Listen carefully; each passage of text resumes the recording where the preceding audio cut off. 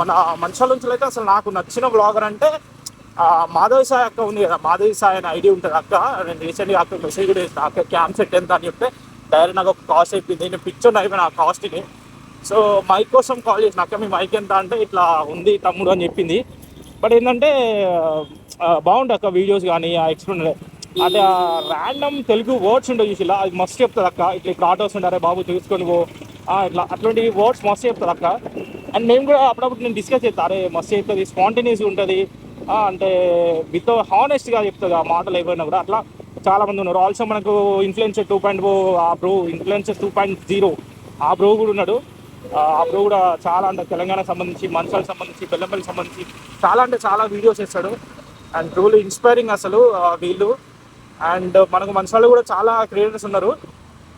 So వాళ్ళను ఒక inspiration తీసుకొని స్టార్ట్ చేసినాం మనం.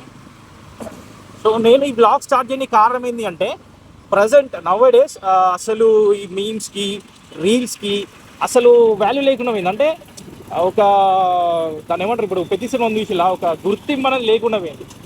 సో మనకంటూ మనం ఒక గుర్తింపు తెచ్చుకోవడం అనేదే ఆ సినిమాలో చెప్పినట్టు అది మాత్రం నిజం. మనకంటూ మనకు గుర్తింపు తెచ్చుకోవాలి.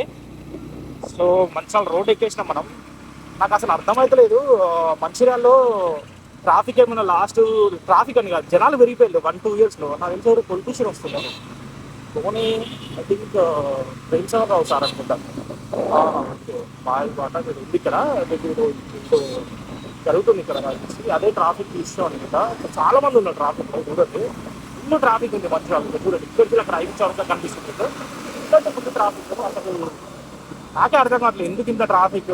లాస్ట్ 2 yearsలో, లాస్ట్ 1.5 year 2 yearsలో చాలా అంటే చాలా ట్రాఫిక్ పెరిగిపోయింది.